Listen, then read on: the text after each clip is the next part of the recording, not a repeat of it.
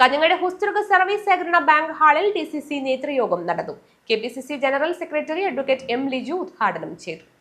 ജില്ലാ കോൺഗ്രസ് കമ്മിറ്റിയുടെ നേതൃത്വത്തിൽ കാഞ്ഞങ്ങാട് ഹോസ്തുർഗ് സർവീസ് സഹകരണ ബാങ്ക് ഹാളിൽ DCC നേതൃയോഗം നടന്നു. KPCC general secretary advocate M. Liju ഉദ്ഘാടനം ചെയ്തു. പഞ്ചായത്ത് തെരഞ്ഞെടുപ്പുമായി ബന്ധപ്പെട്ട് നമ്മൾ ആവിഷ്കരിച്ചിരിക്കുന്ന മിഷൻ 25 പ്രവർത്തനങ്ങളുടെ വിലയിരുത്തൽ, അതോടൊപ്പം അനുബന്ധ സംഘടനാ റിപ്പോർട്ടിങ്ങുമാണ് നമ്മുടെ ഈ ഒരു ജില്ലാ നേതൃയോഗങ്ങളുടെ ലക്ഷ്യം.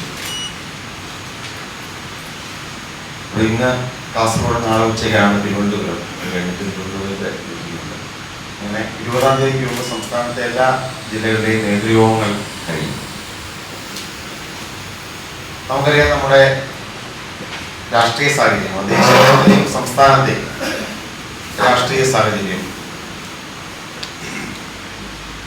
ഇന്ത്യൻ നാഷണൽ കോൺഗ്രസ് അതീവ ഗൗരവതരമായ ഇടപെടൽ നടത്തേണ്ട തലത്തിലേക്ക് പോയിക്കൊണ്ടിരിക്കുകയാണ്.